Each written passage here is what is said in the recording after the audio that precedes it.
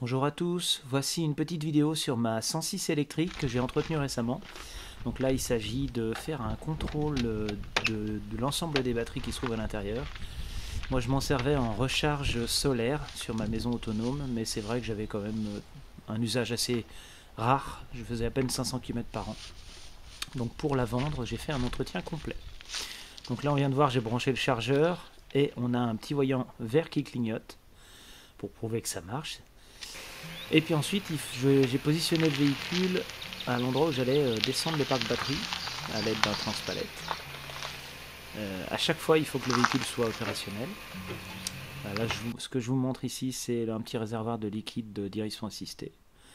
Et puis sous le capot, on n'a pas de moteur thermique, on a un contrôleur, on va dire un genre d'onduleur, qui contrôle la charge, la décharge. On a ici un chauffage Webasto, c'est-à-dire qui fonctionne à l'essence, il envoie de l'air chaud. Une batterie secondaire en 12 volts pour les accessoires. Un parc batterie qui est caché là-dessous. Ici, c'est le remplissage en eau déminéralisée de chaque parc. Il y a 4 emplacements. 3 parcs batterie, mais 4 emplacements. Un liquide de refroidissement pour le circuit de chauffage. Un liquide de refroidissement pour le circuit de batterie, parce que ce sont des batteries qui sont à refroidissement liquide. Là, je vous montre le radiateur avec la sonde. C'est une sonde que je débranchais régulièrement parce qu'en été, quand on est en surchauffe, c'est-à-dire quand il y a en plein cagnard, ça a tendance à refroidir les batteries et à consommer de l'électricité. Là, c'est indéfusible, mais on le verra un petit peu plus loin. Ils sont un peu cachés un petit peu partout. Ils ne sont pas toujours très propres, donc il y a une intervention à faire là-dessus. Vous voyez, ne pas manœuvrer en charge. Il y en a d'autres qui sont cachés en dessous. Donc là, c'est à l'arrière gauche de la roue arrière gauche.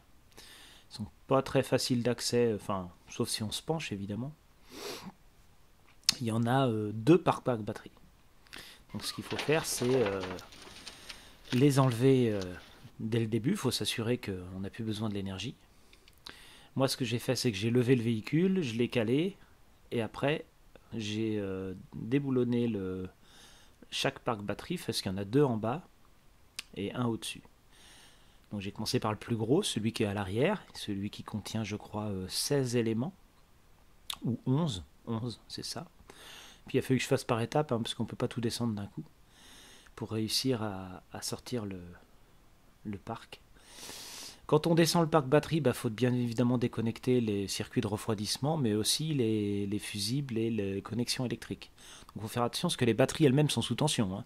Mais bon, comme il y en a un de chaque côté, il y a très peu de risques. C'est pas si facile que ça à faire. Là, celui de l'arrière, il est simple parce qu'il est accessible dès qu'on enlève la roue arrière. Mais celui de devant, on verrait, il est un petit peu plus compliqué. Alors, il faut juste pas démonter à la va-vite. Il faut y aller tout doucement pour voir quel câble tire. Et vous voyez, il y a deux vis qui tiennent le connecteur et une vis qui sert l'électricité. Et après, on enlève la boîte aussi facilement que ça. Il y a à peine 200 kg. Pour un transpalette, c'est rapide. On enlève les agrafes du couvercle, on soulève le couvercle, on enlève le cache plastique. Enfin, pour ça, il faut quand même enlever les circuits de refroidissement. Vous voyez, là, il y a plein de tubes partout. Il y a deux circuits. Il y a un circuit pour le refroidissement et un circuit pour le remplissage. Ce ne sont pas les mêmes. Parce qu'il faut faire les niveaux d'eau et il faut refroidir les batteries ou en tout cas les maintenir à une température assez basse pour garder de très bonnes performances et une bonne durée de vie. Là, ce que je fais, c'est que je mesure chaque tension sur chaque batterie parce que cet entretien, je le fais à cause d'une chute d'autonomie un peu subite. Donc il fallait que je vérifie l'état des batteries, il faut que je les décable, que je les enlève pour vérifier qu'elles ne sont pas abîmées sur le côté, qu'il n'y a pas d'échange de liquide entre le liquide de refroidissement et le remplissage de la potasse, que je nettoie bien les connecteurs, que je refasse les niveaux d'eau entre guillemets quasiment batterie par batterie, pas par le circuit principal de remplissage, mais vraiment que je vérifie que tous les niveaux sont bons, que je vérifie que tous les niveaux de liquide de refroidissement sont bons aussi, qu'il n'y a pas de fuite. Donc vraiment, une fois qu'il n'y a plus de contact, de faux contacts, et que tout est propre, qu'on a vérifié toutes les batteries, et on peut remonter l'ensemble. Bon là j'ai tout sorti parce qu'il y a une petite fuite de liquide de refroidissement. Et bon c'est quand même mieux d'enlever le liquide qui coule, c'est moins dégueulasse. Donc un petit peu de propreté, ça mange pas de pain.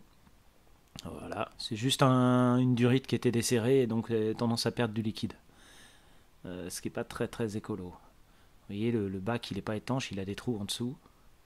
Il est là pour protéger et porter les batteries, pas vraiment pour s'emplir. Et donc je replace toutes les batteries une par une dans l'ordre, elles étaient numérotées avec leur pôle.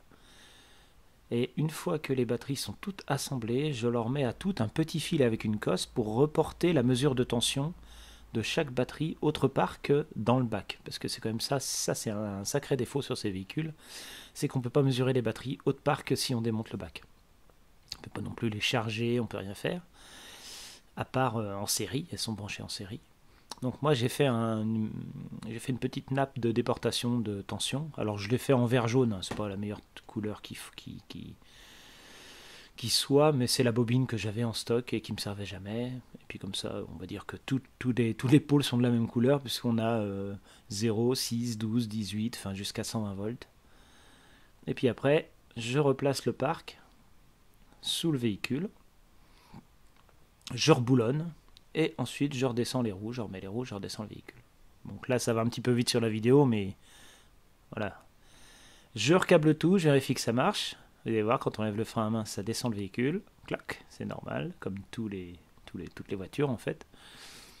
Demi-tour, c'est parti pour le parc qui est à l'avant, en dessous. Donc là, je crois qu'il y en a 6 batteries, 11 à l'arrière, 6 à l'avant en dessous et 3 ou 4. Je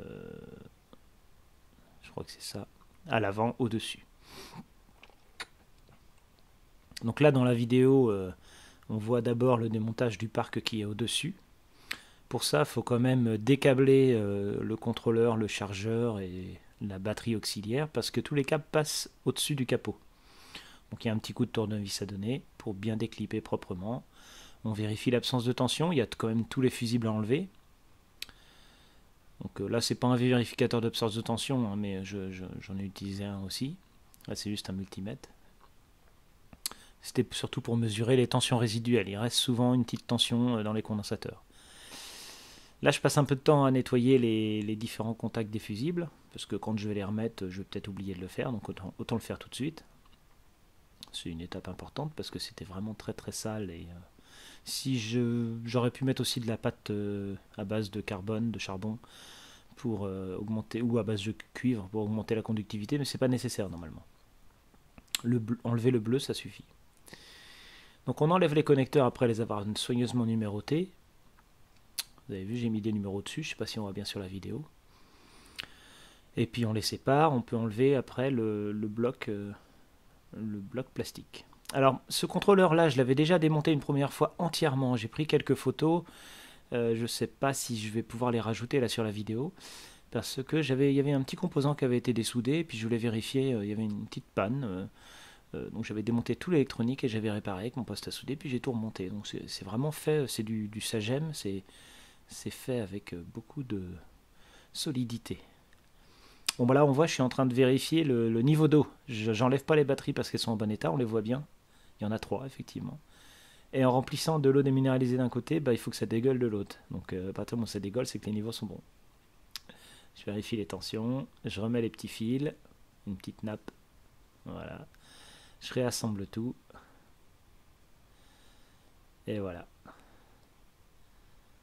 Et ce parc-là, j'aurais dû le faire en dernier. Hein. Si vous avez à le faire, faites-le en dernier.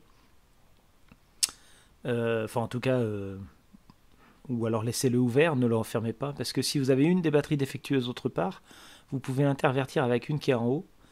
Comme ça, comme vous achetez pas nécessairement un stock de batteries en avance, et ben ça permet d'avoir les batteries défectueuses sur le dessus. C'est plus facile pour la maintenance. Et moi, c'est mon cas, vous le verrez tout à l'heure. Donc le parc à l'avant, bah, il faut déconnecter, on voit les tubes là, de liquide de refroidissement. Là, c'est le courant. Et là, c'est des boulons de fixation.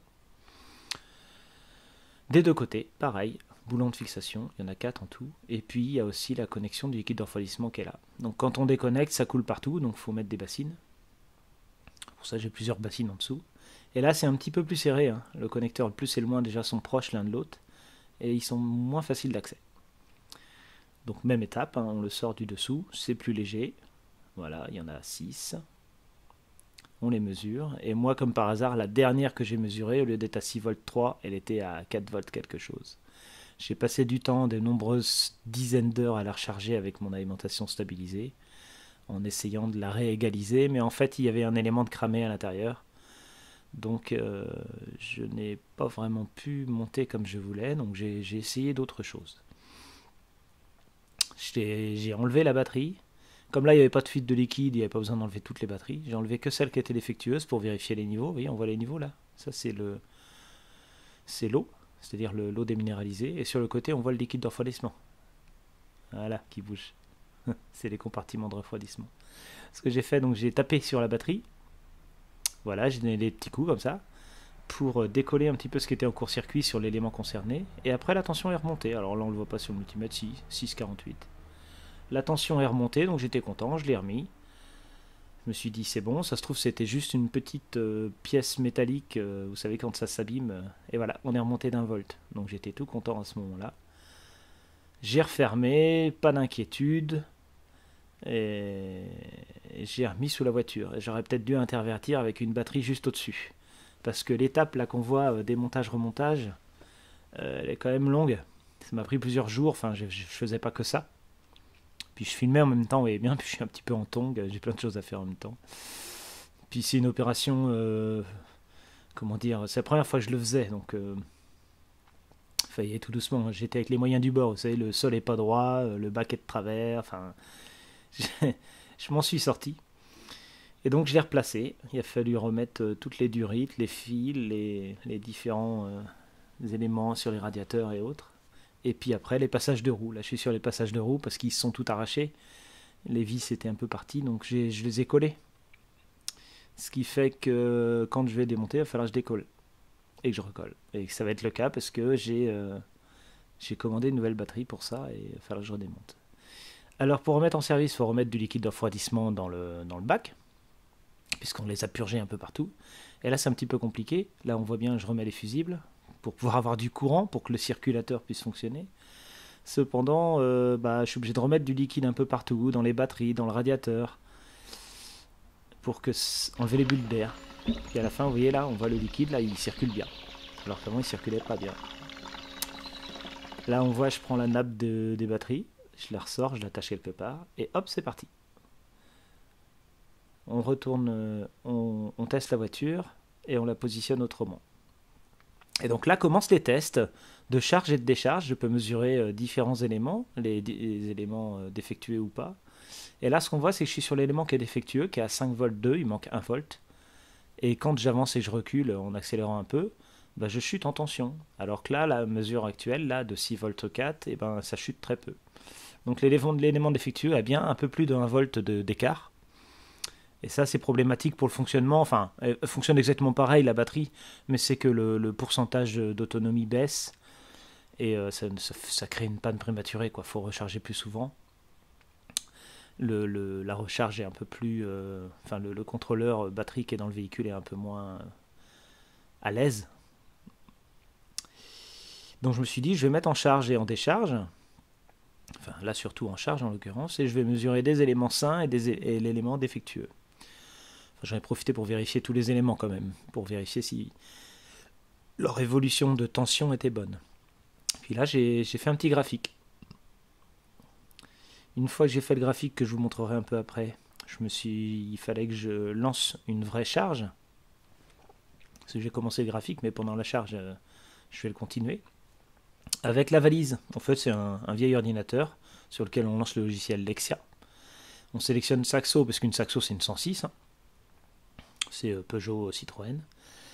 On lance le logiciel et on rentre le numéro d'identifiant du véhicule. Alors moi j'avais des petits soucis, il fallait que je fasse un copier-coller. Faut pas se connecter à internet parce que vous savez ils vendaient ces valises constructeurs. C'est des vieux ordinateurs sous Windows 98 il me semble.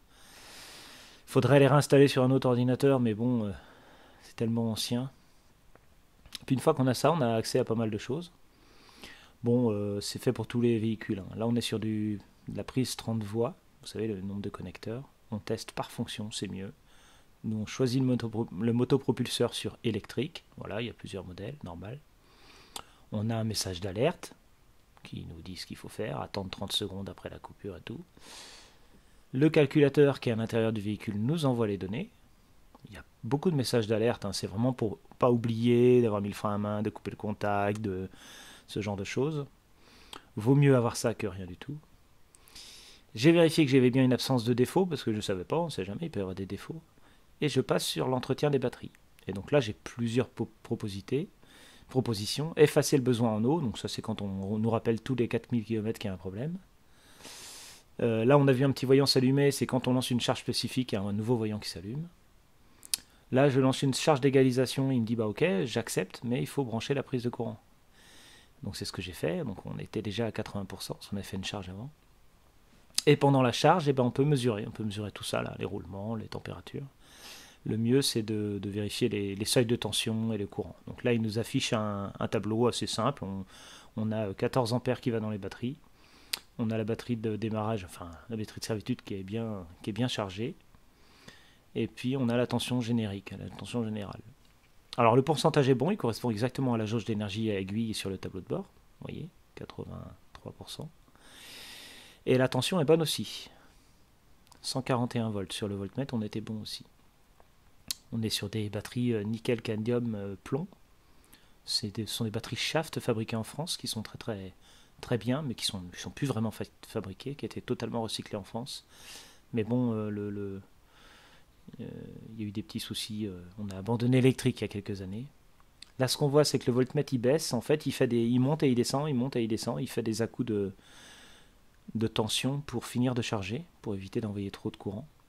Et donc, on a une courbe qui fait du yo-yo. Alors là, ce qu'on voit, c'est qu'on a une batterie à 5 volts et une batterie à 6 volts à peu près, à vide au démarrage. Et lorsqu'on charge, la batterie qui est trop basse, elle rattrape et même elle dépasse la batterie qui est en bon état. J'ai mesuré la meilleure et la plus mauvaise.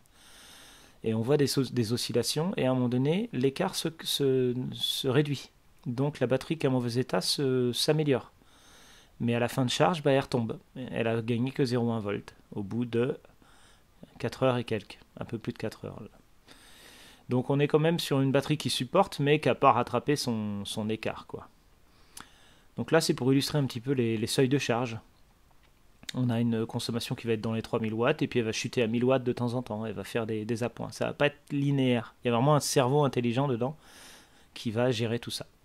Donc là, je remonte tout. Elle est parée pour rouler, pour avoir une plutôt bonne autonomie. Et puis j'ai commandé une autre batterie d'occasion. Et je vais bientôt l'avoir. Alors je ne ferai pas de vidéo dessus. Voilà, merci, j'espère que c'était pas trop long. Au revoir.